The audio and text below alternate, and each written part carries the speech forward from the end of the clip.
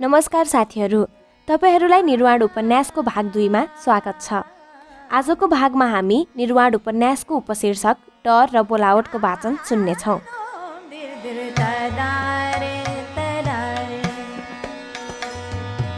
सडक सुनसान थियो। ऊ कहाँ बस्छे यसको पत्तो मलाई अझै पनि थिएन। मलाई चाहिँ सहरको पल्लो कुना पुग्नु थियो। आहा, उसले मेरो काँधमा मुन्टो राखी। आज कति रमाइलो भयो। आज आकाश पनि उसको अनुहार जस्तै थियो। घरि खुल्थ्यो, घरि डम्म हुन्थ्यो। अहिले चाहिँ उसको अनुहार मुस्कुराए जस्तै। आकाश सफा थियो, ताराहरू भररै देखिए।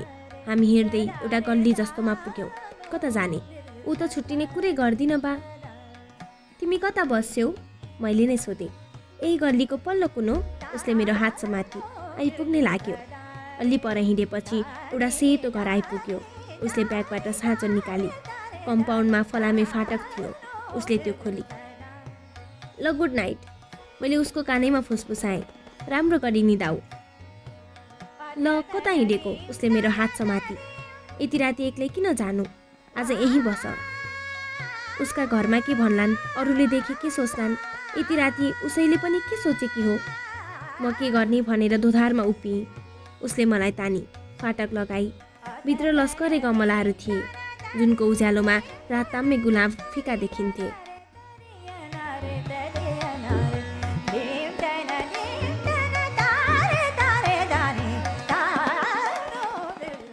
उसले ढोका खोली, बत्ती बाली। यो चकमन्न रातमा त्यो घर अझ चकमन्न थियो।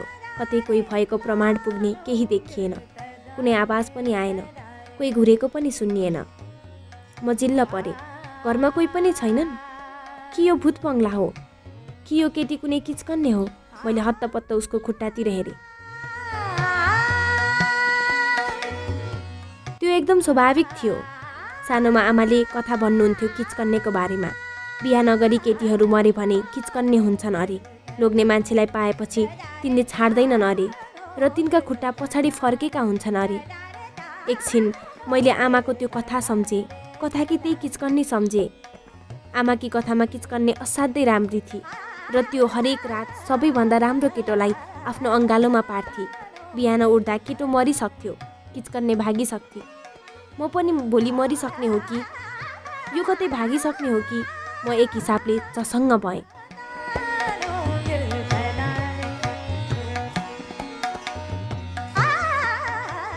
फेरि लाग्यो कस्तो वाहियात कुरा सोचिरहेको होला मैले। यस्तो कुरा सम्झेकोमा मलाई हाँसो पनि उठ्यो। उमेरले एउटा बिन्दु पार गरेपछि यस्ता दन्ते कथाको प्रभाव मनबाट सर्लक्कै हराउने रहेछ। भूत, किचकन्ने, राक्षस इत्यादि मलाई पुरै हावादारी लाग्न थालेको अहिले होइन, तर मनको अन्तरकुनामा किचकन्नेको डर अझै बसेको रहेछ क्यार। नत्र यस्तो कुरा आउने नै थिएन। मेरो आँखा झटपट उसको खुट्टातिर जाने नै थिएन। आउ न, के ट्वाल्ल परेको? उसले मेरो हात समाती र भर्याङतिर लगी। हामी उक्लियौँ एकअर्काको हात समातेर। उसको हात एकदम नरम थियो, सिमलको भुवा जस्तो। अनुहार एकदम गोरो थियो, चामलको पिठो जस्तो। र ऊ एकदम खुलेकी थिए, पानी परेपछिको आकाश जस्तो।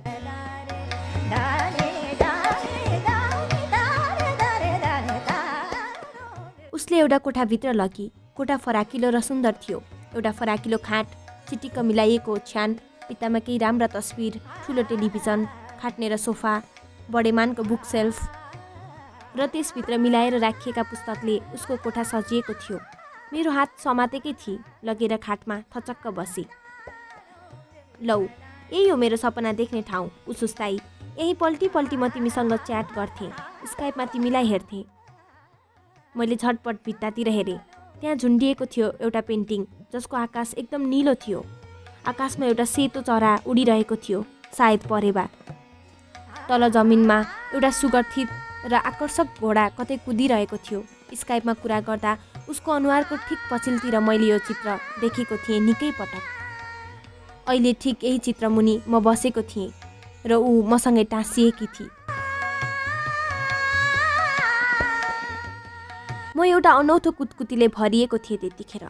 एउटा अव्यक्त खुसीले अँगालेको थियो। बोल्न भने केही सकिरहेको थिइनँ। रात उत्कर्षमा पुगेको थियो।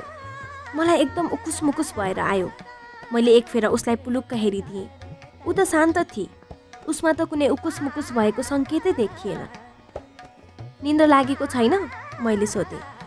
सुतौँ अब, उसले भनी अनि बलिराखेको चक्किलो बत्ती निभाई र मधुरो बत्ती बाली। कोठामा कोही छैन जस्तो गरी उसले लुगा फेरी र उत्तानो परेर पल्टी। यसको चाला देखेर म चकित थिएँ। म पनि यहीँ सुत्ने? अचानक यस्तो प्रश्न फुत्किएछ। अनि के त? उसले आज आइतबार हो जसरी एउटा सामान्य उत्तर दिए अनि भनी अझै पनि घरै जाने विचारमा छौ कि के हो?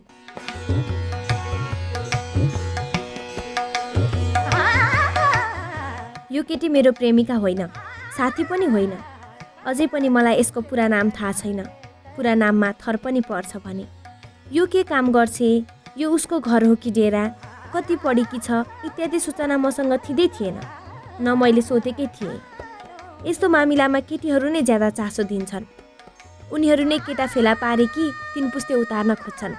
घरमा को छ नि भनेर सोध्न बेरै लाउँदैनन्। केटाको बिहे भए नभएको जान्नु बाहेक यस्ता सवालका अरू कुनै प्रयोजन हुँदैन। उसले भने यस्तो कहिले सोधिन। उसलाई पनि मेरा बारेमा खासै जानकारी थिएन सायद। यहाँ म सायद किन भनिरहेको छु भने कतैबाट उसले थाहा पाएकी पनि हुन सक्छे। मैले चाहिँ यस्ता सम्बन्धमा केही भनिदिएको थिइनँ, किनभने उसले सोधेकै थिइनँ।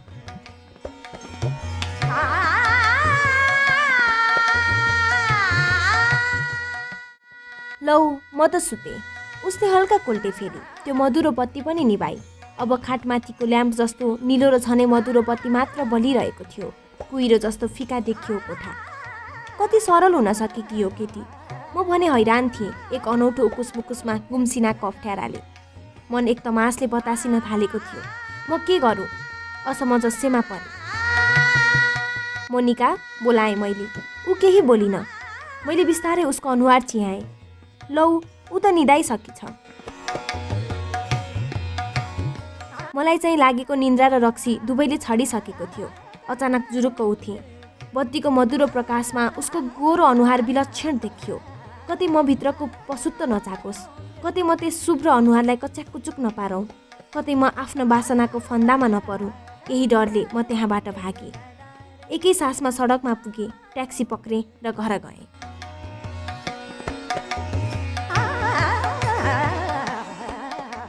ओइ मान्छे, कता हिँडेको? एक बिहानै मोनिकाको मेसेजले बिउझाइदियो। तिमी निदायौ, म एक्लै के गर्नु भनेर हिँडेको नि। घरमा छु। फटाफट टाइप गरेँ, तर सेन्ड थिच्न मन लागेन, मेटिदिए। लाग्यो यसो भन्दा उसले भिन्न अर्थले सोच्ली। मेरै चित्तको विकृत दर्शन सजिलै गरिहोली फेरि। ऊ ब्लाइन्ड खेलिरहेकी छ भने म किन आफ्ना पत्ताहरू उगारौँ? के लेखौँ भनेर केही बेर सोचेँ। सत्य भन्न अल्मलिनु पर्दैन, तर ढाँट्न त सजिलै कहाँ सकिन्छ र।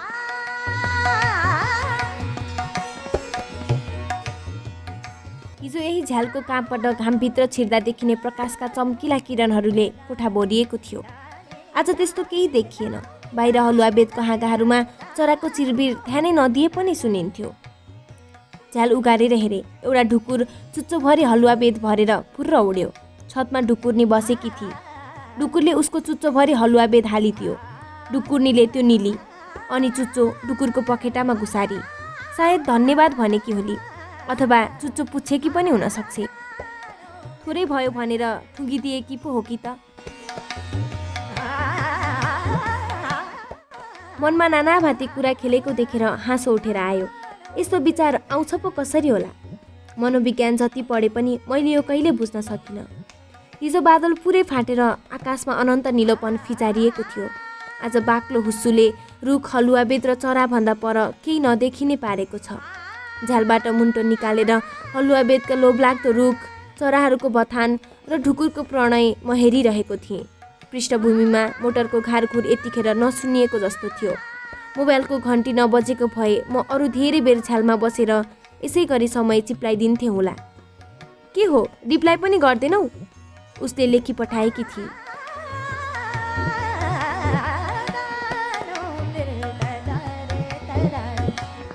एकछिन कुर्नु परे केटीहरूको पारो चढिहाल्छ, चाहे त्यो मेसेजमै किन नहोस्। सरी, टोयलेटमा थिएँ, मैले पठाएँ। झुटो बोल्न कति सुविधा दिएको छ प्रविधिले। मानिसहरू झुटो बोल्छन्, आफू दोष थुपार्छन् प्रविधिलाई। म खाँटी मान्छे परेँ। झुटो सुविधाको कारण मात्र बोलिरहेको हो भन्ने भावले नै अहिलेसम्म आफूलाई दोषी ठान्नबाट उम्काइरहेको छु। काम पनि चलाइरहेको छु। कहाँ छौ? उसले तुरुन्तै सोधी। टोयलेटमै। मलाई जिस्किन मन लाग्यो। टोयलेटको ठेगाना हुँदैन? उसले रिसाएको सङ्केत दिने इमोटिकन समेत हालेर प्रश्न जस्तो जवाफ फर्काई। हुन्छ नि, ढलको मुहान। मैले चाहिँ आँखा झिम्काए जस्तो इमोटिकन पठाइदिएँ। उल्लु, त्यसो हो भने तिम्रो उनै ढलको मुहान भयो। बिचारा टोयलेटलाई के दोष? उसले लेखी। के ऊ? म पनि के कम? उसलाई कुनामा पार्ने प्रश्न गरिदिएँ। घडी हेर, हतार छ। अबको 1 घन्टामा तिमी म कहाँ आऊ। Need to talk, important. उसले मेसेज पठाई।